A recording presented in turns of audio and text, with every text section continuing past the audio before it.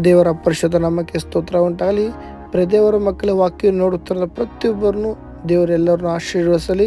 ಈ ಮುಂಜಾನೆ ವೇಳೆಯಲ್ಲಿ ದೇವರ ವಾಕ್ಯವನ್ನು ನಾವು ಧ್ಯಾನಿಸೋಣ. ಮತ್ತಾಯನ ಸುವಾರ್ತೆ 12ನೇ ಅಧ್ಯಾಯ 29ನೇ ವಾಕ್ಯ.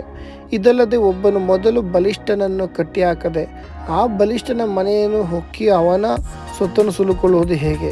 ಈ ಒಂದು ಬಲಿಷ್ಠ ಒಂದು ವಾಕ್ಯ ನಾವು ಧ್ಯಾನಿಸುವುದಾದರೆ ದೇವರ ಮಕ್ಕಳೇ, ಈ ಒಂದು ಬಲಿಷ್ಠನು ಯಾರಾಗಿದ್ದಾನೆ? ಯಾಕಾಗಿ ಈ ಥರ ಅವನ ಮನೆ ನಾವು ಸುಲ್ಕೊಳ್ಬೇಕು? ಈ ಒಂದು ದಿನದಲ್ಲಿ ದೇವರ ಮಕ್ಕಳೇ, ಮೊದಲು ಶಕ್ತಿ ಒಂದು ಬಲಿಷ್ಠನಾಗಿದ್ದಾನೆ ಶತ್ರು ಆದವನು.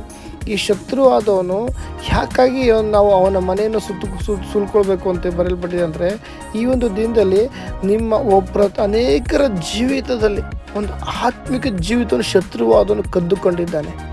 ಅನೇಕರ ಜೀವಿತದಲ್ಲಿ ಗರ್ಭಫಲ ಆಗದಂತೆ ಗರ್ಭಫಲವನ್ನು ತಡೆ ಮಾಡ್ತಾ ಇದ್ದಾನೆ. ಅನೇಕರು ತುಂಬ ಕಷ್ಟಪಡ್ತಾ ಇದ್ದಾರೆ, ರಾತ್ರಿ ಆಗಲು ಅನ್ನೋಂಗಿಲ್ಲ, ಕಂಪ್ನಿಗೆ, ಫ್ಯಾಕ್ಟ್ರಿಗೆ, ಇತರ ಸ್ಥಳ ಕೆಲಸಕ್ಕೆ ಹೋಗ್ತಾ ಇದ್ದಾರೆ. ಆದರೆ ದುಡಿಯುವಂಥ ಹಣ ನಿಮ್ಮ ಕೈಗೆ ಸೇರ್ತಾ ಇಲ್ಲ. ದೇವ್ರ ವಾಕ್ಯ ಬರೆಯಲ್ಪಟ್ಟಿದೆ, ನೀವು ಸಾಲ ಕೊಡುವವರು ಹೊರತು ಸಾಲ ತೆಗೆದುಕೊಳ್ಳುವುದಿಲ್ಲ ಅಂತ.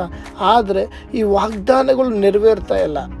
ದೇವರ ಬಾಯಿಂದ ಬಂದಂಥ ಮಾತು ಆತನ ಇಷ್ಟಾರ್ಥವನ್ನು ನೆರವೇರಿಸಿದ ಯಾವುದೇ ಕಾರಣಕ್ಕೆ ಹಿಂತಿರುಗಿ ಹೋಗುವುದಿಲ್ಲ ಅಂತ ಬರೆಯಲ್ಪಟ್ಟಿದೆ, ಯೆಶಾಯ 55:11. ಆದರೆ ಈ ಥರ ವಾಗ್ದಾನ ಪ್ರತಿಯೊಬ್ಬರ ಮೇಲೆ ದೇವರು ಒಂದು ವಾಗ್ದಾನಗಳು, ದೇವರ ದರ್ಶನ ಇಟ್ಟಿದ್ದಾರೆ. ಆದರೆ ಈ ಒಂದು ದಿನದಲ್ಲಿ ಶತ್ರುವಾದನು ಅವೆಲ್ಲವನ್ನು ಕದ್ದುಕೊಳ್ತಾನೆ, ಅವೆಲ್ಲದನ್ನು ತಡೆ ಮಾಡ್ತಾನೆ. ದೇವರ ಮಕ್ಕಳೇ, ಈ ದಿನದಲ್ಲಿ ನೋಡುವುದಾದರೆ ಅನೇಕರ ಕುಟುಂಬದಲ್ಲಿ ಮಕ್ಕಳಿಗೆ ಒಂದು ಅನಾರೋಗ್ಯ, ಹಾಸ್ಪಿಟ್ಲಿಗೆ ತೋರಿಸಿದ್ರೆ ವಾಸಿ ಆಗಲ್ಲ, ಹಾಸ್ಪಿಟ್ಲಿಗೆ ತೋರಿಸಿದ್ರೆ 2 ದಿನ ಚೆನ್ನಾಗಿರ್ತಾರೆ, ಮತ್ತೆ ವಾಸಿ ಆಗಲ್ಲ. ಈ ಒಂದು ಅನಾರೋಗ್ಯದ ವಿಷಯದ ಶತ್ರುವಿನ ತಡೆ ಇದೆ, ಬಿಡುಗಡೆ ಇಲ್ಲದ ತಡೆ ಇದೆ. ಈ ದಿನ ಅವೆಲ್ಲ ಒಂದು ಮಾರ್ಪಾಟು ಉಂಟಾಗಬೇಕು. ಅನೇಕರ ಜೀವಿತದಲ್ಲಿ, ಕುಟುಂಬದಲ್ಲಿ ಏಳಿಗೆ ಇಲ್ಲ, ಅನೇಕರ ಜೀವಿತದಲ್ಲಿ ಪ್ರಾರ್ಥನೆ ಕದ್ದುಕೊಂಡಿದ್ದಾನೆ. ಈ ದಿನದಲ್ಲಿ ಬಲಿಷ್ಠನ ಕಟ್ಟಿ ಹಾಕಬೇಕು ಅಂದರೆ ಮೊದಲು ನೀನು ಪ್ರಾರ್ಥನೆ ಮಾಡಬೇಕು. ನೀನು ಪ್ರಾರ್ಥಿಸುವಾಗ ಬಲಿಷ್ಠ ಆಟೋಮೆಟಿಕ್ ಕಟ್ಟಲ್ಪಡ್ತಾನೆ. ನೀನು ಮೊದಲು ಈ ದಿನ ಪ್ರತಿಯೊಬ್ಬರ ಜೀವಿತದಲ್ಲಿ ಮುಂಜಾನೆ ವೇಳೆ ದೇವರಾತ್ಮನ ಹೇಳುತ್ತೇವೆ ಅಂದರೆ, ಅನೇಕರು ಪ್ರಾರ್ಥನೆಯಲ್ಲಿ ಬಿದ್ದೋಗಿದ್ದಾರೆ, ಎಷ್ಟೋ ಸಮಯ ಕಳೆಯುತ್ತಾ ಇದ್ದಾರೆ. ಟಿವಿ ಮುಂದೆ, ಮೊಬೈಲ್ ಮುಂದೆ, ಸ್ನೇಹಿತರ ಮುಂದೆ, ಪಾರ್ಕ್ ಹತ್ರ ಅಲ್ಲಿ ಇಲ್ಲಿ ಓಡಾಡುವಾಗ ಅನೇಕ ಸ್ನೇಹಿತರ ಮಧ್ಯದಲ್ಲಿ ಸಮಯ ವ್ಯರ್ಥ ಆಗ್ತದೆ. ಆದರೆ ದೇವರು ಕೊಡುವಂಥ ಸಮಯ ಇಲ್ಲ. ಇದಕ್ಕಾಗಿ ಮುಂಜಾನೆ ವೇಳೆ ದೇವರ ಮಕ್ಕಳೇ, ಮೊದಲು ದೇವರಿಗೆ ಸಮಯ ಕೊಟ್ಟು ಪ್ರಾರ್ಥಿಸಿರಿ. ನೀನು ಪ್ರಾರ್ಥನೆ ಮಾಡುವಾಗ ನಿನ್ನ ಜೀವಿತದಲ್ಲಿ, ಆತ್ಮಿಕ ಜೀವಿತದಲ್ಲಿ ಏಳಿಗೆ ಆಗದಂತೆ ಶತ್ರು ಆದವನು ಏನೇನು ಕಟ್ಟಲ್ಪಟ್ಟಿದ್ದಾನೆ ಅವೆಲ್ಲವೂ ಆಟೋಮೆಟಿಕ್ ಬಿಚ್ಚಲ್ಪಡ್ತದೆ. ಮಕ್ಕಳ ವಿಷಯದಲ್ಲಿ, ಆರೋಗ್ಯದ ವಿಷಯದಲ್ಲಿ ಏನೇನು ತಡೆ ಆಗಿದೆ ಅವೆಲ್ಲವೂ ತಡೆಗಳು ಒಡೆಯಲ್ಪಡ್ತದೆ. ನೀನು ಪ್ರಾರ್ಥನೆ ಮಾಡುವಾಗ ಗರ್ಭಫಲ ಆಗದಂತೆ ಪುತ್ರ ಸಂತಾನ ಯೆಹೋವನಿಂದ ಬಂದ ಸ್ವಾಸ್ಥ್ಯ, ಗರ್ಭಫಲ ಆತನ ಬಹುಮಾನವಾಗಿದೆ, ಈ ಥರ ವಾಗ್ದಾನ ಕೊಟ್ಟಲ್ಪಟ್ಟಿದ್ದಾರೆ. ಆದರೆ ಗರ್ಭಫಲ ಮಗು ಆಗ್ತಾ ಇಲ್ಲ.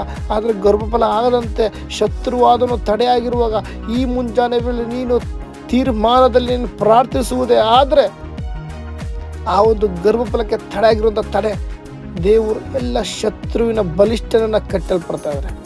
ಈ ಮುಂಜಾನೆ ನಿನ್ನ ಪ್ರಾರ್ಥನೆ ಆಗಿದೆ, ಈ ನಿನ್ನ ಒಂದು ಬಲವಾದ ಪ್ರಾರ್ಥನೆ ಆಗಿದೆ ಶತ್ರುವಿನ ಕಟ್ಟಲ್ಪಡುವುದು.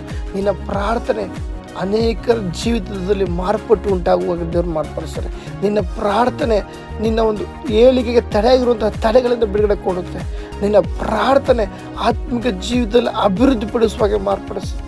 ನಿನ್ನ ಪ್ರಾರ್ಥನೆ ಇತರರನ್ನು ಅನಾರೋಗ್ಯದಿಂದ ಬಿಡುಗಡೆ ಮಾಡುವಂಥದ್ದಾಗಿದೆ. ನಿನ್ನ ಪ್ರಾರ್ಥನೆ ಅನೇಕರು ನರಕದ ಬಾಗಿಲಿಗೆ ಮಾಟ ಮಂತ್ರದಿಂದ ಕಟ್ಟಲ್ಪಟ್ಟ ಅವಸ್ಥೆಯಿಂದ ಇದ್ದಾರೆ.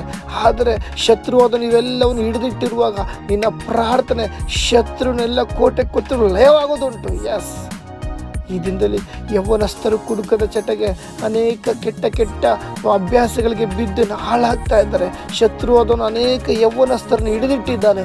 ಈ ದಿನ ದೇವರ ಮಗುವೆ, ನೀನು ಪ್ರಾರ್ಥನೆ ಮಾಡುವುದೇ ಆದರೆ ಆ ಒಂದು ಶತ್ರುವಿನ ಎಲ್ಲ ಬಲಿಷ್ಠನ ಕಟ್ಟುಗಳು ಕಟ್ಟಲ್ಪಡ್ತದೆ. ಆ ಕಟ್ಟುವಾಗ ಬಲಿಷ್ಠನನ್ನು, ನಿನ್ನ ಪ್ರಾರ್ಥನೆ ಮಾಡುವಾಗ ಬಲಿಷ್ಠನ ಕಟ್ಟುವಾಗ ಅನೇಕರು ಯೌವನಸ್ಥರು ಬಿಡುಗಡೆ ಹೊಂದ್ತಾರೆ. ಈ ದಿನದಲ್ಲಿ ಶತ್ರುವಾದವನು ಅನೇಕ ಕುಟುಂಬಗಳಲ್ಲಿ ಸಮಾಧಾನ ಕೆಡಿಸಿ, ಅನೇಕ ಕುಟುಂಬದಲ್ಲಿ ದೇವರಿಂದ ದೂರ ಆಗುವಾಗೆ, ಸತ್ಯ ತಿಳ್ಕೊಳ್ಳೋದಾಗಿ ಅನೇಕರನ್ನು ಈ ರೀತಿ ವಂಚಿಸ್ತಾ ಇದ್ದಾನೆ.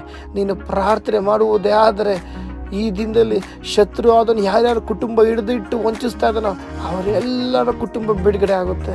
ಈ ದಿನದಲ್ಲಿ ಕುಟುಂಬದಲ್ಲಿ ಅತ್ತೆ ಸೊಸೆ ಗಂಡ ಹೆಂಡತಿ ಮಧ್ಯೆ ಸಮಾಧಾನ ಇಲ್ಲ, ಶತ್ರುವಾದವನು ಹಿಡಿದಿಟ್ಟಿದ್ದಾನೆ. ಈ ಮುಂಜಾನೆ ವೇಳೆ ಪ್ರಿಯ ದೇವರ ಮಗುವೆ, ನೀನು ತೀರ್ಮಾನದಲ್ಲಿ ಪ್ರಾರ್ಥನೆ ಮಾಡುವುದಾದರೆ ಬಲಿಷ್ಠನು ಕಟ್ಟಲ್ಪಡ್ತಾನೆ. ಅನೇಕರ ಕುಟುಂಬ ಬಿಡುಗಡೆ ಆಗುತ್ತದೆ, ಅನೇಕರ ಕುಟುಂಬ ಸಮಾಧಾನ ಹೊಂದುತ್ತೆ, ಅನೇಕರ ಕುಟುಂಬದಲ್ಲಿ ಐಕ್ಯತೆ ಉಂಟಾಗುತ್ತೆ. ಮೊದಲು ನೀನು ಪ್ರಾರ್ಥಿಸು. ನೀನು ಪ್ರಾರ್ಥನೆ ಮಾಡುವಾಗ ಬಲಿಷ್ಠನ ಆಟೋಮೆಟಿಕ್ ಕಟ್ಟಲ್ಪಡ್ತಾನೆ. ಆವಾಗ ಬಲಿಷ್ಠನ ಮನೆಯಲ್ಲಿ ಹೊಕ್ಕಿರುವಂಥ ಎಲ್ಲ ಸೊತ್ತು, ನಿನ್ನ ಬಿಡುಗಡೆ, ನಿನ್ನ ಆಶೀರ್ವಾದ, ನಿನ್ನ ಏಳಿಗೆ, ನಿನ್ನ ಸಾಂಪತ್ತಿಕ ವಿಷಯಗಳೆಲ್ಲ ತಡೆಗಳು, ಗರ್ಭಫಲಕ್ಕಿರುವಂಥ ತಡೆಗಳು, ಆಶೀರ್ವಾದಕ್ಕಿರುವಂಥ ತಡೆಗಳು, ಅವೆಲ್ಲವನ್ನು ನೀನು ಹೊಂದಿಕೊಳ್ಬೋದು. ಯಾವಾಗ? ಮೊದಲು ನಿನ್ನ ಶತ್ರುವನ್ನೆಲ್ಲ ಬಲಿಷ್ಠನ ಕಟ್ಟಬೇಕು. ಕಟ್ಟುವಾಗ ನಿನ್ನ ಪ್ರಾರ್ಥನೆ ದೇವರು ಬಲವಾದ ಕಾರ್ಯ ಮಾಡ್ತಾರೆ. ಆಮೇಲೆ ಈ ವಾಕ್ಯ ಮುಖ ದೇವರು ನಿಮ್ಮೆಲ್ಲರೂ ಆಶೀರ್ವದಿಸಲಿ.